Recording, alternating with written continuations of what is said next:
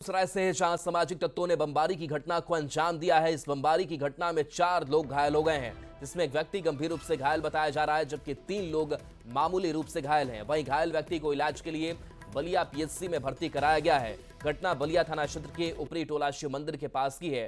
घायल ने बताया कि शिव मंदिर के पास हम 3 लोग खड़े थे, तभी अचानक एक 2 लड़का आया और बम फेंका।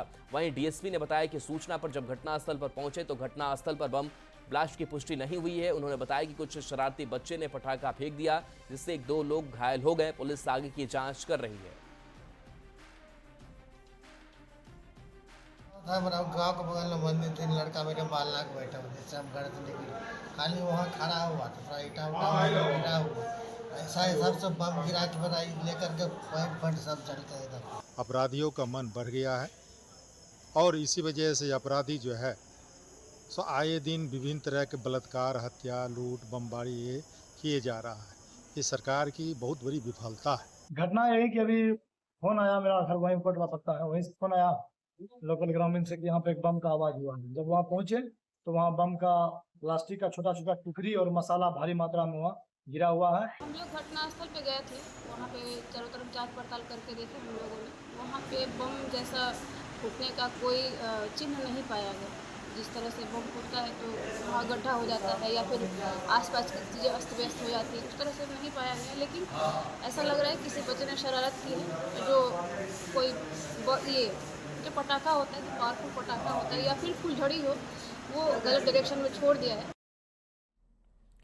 बिहार वासियों के लिए बिजली को लेकर एक अच्छी खबर है। एनटीपीसी बाढ़ में स्टेज 1 की तीसरी इकाई का सफल ट्रायल ऑपरेशन पूरा कर लिया गया। एनटीपीसी के वरिष्ठ अधिकारियों और कर्मचारियों की उपस्थिति में संयंत्र की 660 मेगावाट की इस इकाई का लगातार 72 घंटे तक पूर्ण लोड चलाकर ट्रायल ऑपरेशन पूरा कर लिया गया है। संयंत्र के सफल ट्रायल ऑपरेशन के बाद जल्द ही वाणिज्यिक बिजली उत्पादन शुरू हो जाएगा। बिहार को स्टेज 1 और स्टेज 2 से 1955 मेगावाट बिजली मिल रही है। इस यूनिट के वाणिज्यिक प्रचालन में आने से बिहार को अतिरिक्त 370 मेगावाट बिजली मिलेगी।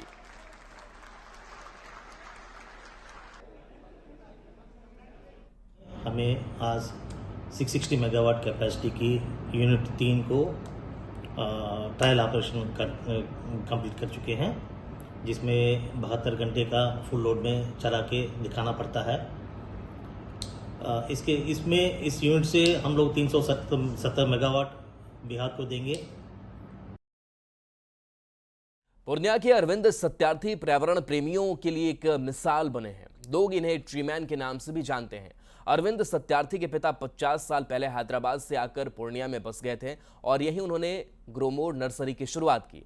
पिता के बाद अरविंद सत्यार्थी ने कमान संभाली। इसके बाद उन्होंने लोगों को वृक्षारोपण के लिए जागरूक किया। इसके साथ ही उन्होंने लोगों को पर्यावरण का महत्व बताया।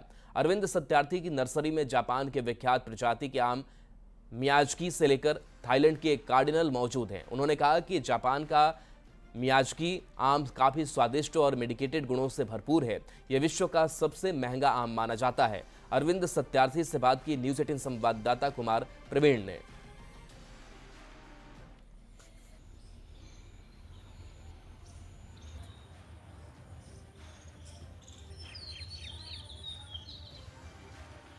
जापान से कुछ पौधा हम लोग इंपोर्ट किए हैं। नाम है उसका मियाजाकी। पिछले साल इसमें फल हुआ, एक फल था। टेस्ट करने के बाद ऐसा लगा कि निश्चित रूप से जितना बोला गया था उससे अधिक ही है स्वाद में। और इसका सबसे खास बात है कि इसका कलर बहुत अच्छा होता है। दूसरा बात, उसके अंदर का जो पल्प होता है, गूदा होता है, वो काफ़ी अच्छा है और चमकदार है। और दूसरा, शायद इसमें मेडिसिनल प्रॉपर्टीज़ भी शायद इसमें होना चाहिए। के ऑनर हुए अरविंद सत्यार्थी जी, और इनके पूर्व में पिताजी यहाँ आके नर्सरी का बिजनेस शुरू किए, पर्यावरण के हित में काम करना शुरू किए। कहाँ से आए थे? ये हैदराबाद से आए हुए थे। अच्छा। और अभी तो ये 50 साल से लगभग यहीं पे हैं। तो अब समझिए तो बिहार के ही हो गए।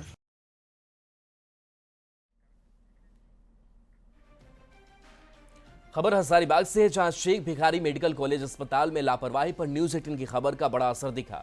मामले में डीसी ने संज्ञान लेते हुए अस्पताल प्रबंधन से 24 घंटे में रिपोर्ट तलब की। घटना बुधवार रात की है, जब बरकट्टा प्रखंड से आई गर्भवती महिला को इलाज के लिए अस्पताल लाया गया था, लेकिन अस्पताल का मेन गेट गुहार लगाने के बाद भी नहीं खोला गया। मजबूरन महिला को निजी अस्पताल में प्रसव के लिए ले जाना पड़ा। डीसी ने कड़ा रुख अपनाते हुए साफ कहा कि जांच में जिसकी भी गलती पाई जाएगी उस पर कठोर कार्रवाई होगी। साथ ही कहा कि स्वास्थ्य के क्षेत्र में लापरवाही बर्दाश्त नहीं होगी। मजबूरन पेशेंट को बाहर जा से ही पता चला कि कोई लेडी हैं जिनके हॉस्पिटलाइजेशन से रिलेटेड जो है वो शिकायतें आई हैं। इमीडिएटली जो है हमने एक जांच दल जो है मेडिकल सुपरिटेंडेंट की अध्यक्षता में जो है बनाई है और 24 आवर्स में रिपोर्ट देने का जो है निर्देश दिया गया है। जैसे ही रिपोर्ट आती है तो इसमें अगर कोई भी दोषी लोग पाए जाते हैं तो अविलंब जो है इसमें आवश्यक कार्रवाई की जाएगी और इस तरह के कोई भी इश्यूज़ और इंसिडेंट्स जो हैं वो एडमिनिस्ट्रेशन बिल्कुल बर्दाश्त नहीं करेगा। हम लोगों ने रिव्यू मीटिंग्स में भी हम लोगों ने निर्देश दिया हुआ है सभी लोगों को सेंसिटिवली हर एक मेडिकल केस को ट्रीट करना है और इस मैटर में भी जो है हम लोग तत्पर हैं और आने वाले समय में जो है आवश्यक कार्रवाई की जाएगी। रांची से बड़ी खबर, जहां रांची में जल्द एम्स खुलेगा, 2 मेडिसिन लैब की भी स्थापना होगी। दिल्ली में जेपी नड्डा से इरफान अंसारी ने मुलाकात की। मेडिको सिटी पर स्वास्थ्य मंत्री ने जोर दिया। 6 मेडिकल कॉलेज खोलने पर सहमति बनी है। रिन पास को अपडेट करने की भी मांग मंत्री ने उठाई है। तो दिल्ली में जेपी नड्डा से इरफान अंसारी ने मुलाकात की और कहा यह जा रहा है कि रांची में जल्द एम्स खुलेगा, 2 मेडिसिन लैब की भी स्थापना की जाएगी। रांची में विवादों को दरकिनार करते हुए सिरमटोली फ्लाईओवर का आखिरकार उद्घाटन हो गया। सीएम ने इसका लोकार्पण किया और बाबा कार्तिक उरांव के नाम पर फ्लाईओवर का नाम रखते हुए मास्टर स्ट्रोक भी खेल दिया। बीजेपी की ओर से बाबा कार्तिक उरांव की आरक्षण पर सोच को धरातल पर उतारने की नसीहत दी जा रही है। पूरी खबर जानिए इस रिपोर्ट में।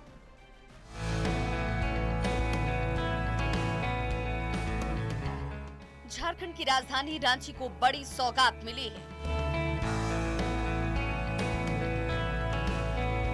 सीएम हेमंत सोरेन ने सिरमटोली फ्लाईओवर का उद्घाटन कर दिया। कार पर सवार होकर सीएम फ्लाईओवर के टॉप पर पहुंचे, कार को रोका और इसे जनता को समर्पित किया।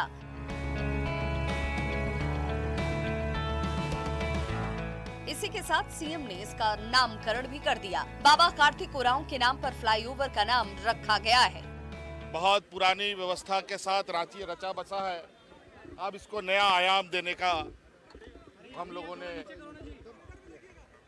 पहला कड़ी और महत्वपूर्ण कड़ी के रूप में आज इस फ्लाईओवर को हम लोग देख रहे हैं। एक नजर डालते हैं सिरमटोली फ्लाईओवर की खासियत पर। ये फ्लाईओवर 2 किलोमीटर 340 मीटर लंबा है और 355 करोड़ 76 लाख की लागत से इसका निर्माण किया गया। इस फ्लाईओवर से सिरमटोली से डोरंडा तक आना जाना आसान हो गया है। न्यूज़ 18 की टीम जब इस फ्लाईओवर के सफर पर निकली तो अनुभव शानदार रहा। सड़क जाम को पीछे छोड़ते हुए कार से मैकन चौक से सिरमटोली चौक तक पहुंचने में करीब 2 मिनट का ही वक्त लगा। काफी अच्छा सफर था और काफी ट्रैफिक हमने स्किप कर लिया इसके वजह से और रांची के सारे लोगों के लिए बहुत खुशी की बात है। देख सकते हैं कि अब घंटों का सफर कर सकते हैं कि अगर आप इस सफर को अगर ऐसे नापते कि अगर हम नीचे से आते हैं, जो कि आमतौर पर फ्लाईओवर के पहले से जो कहानी है, तो तकरीबन समय लगता है 20 से 25 मिनट का समय लगता है अगर हल्का जाम मिलता तो। लेकिन जब हम फ्लाईओवर के ऊपर से आए तो ये समय रहा तकरीबन 2 से 2.5 मिनट का। सिरमटोली फ्लाईओवर का नाम बाबा कार्तिक उरांव के नाम पर करने की बीजेपी ने सराहना की है, तो कार्तिक उरांव की सोच भी धरातल पर उतारने की नसीहत दी। अब हमें उम्मीद है कि बाबा कार्तिक उरांव के सपनों को भी धरातल पर उतारने का काम माननीय मुख्यमंत्री जी करेंगे। बाबा कार्तिक उरांव ने 1967 में प्राइवेट मेंबर्स बिल पेश किया था कि जिन आदिवासियों ने अपना धर्म बदल लिया है उन्हें आरक्षण की श्रेणी से बाहर किया जाए। हमें उम्मीद है मुख्यमंत्री जी इस सपने को जरूर साकार करेंगे।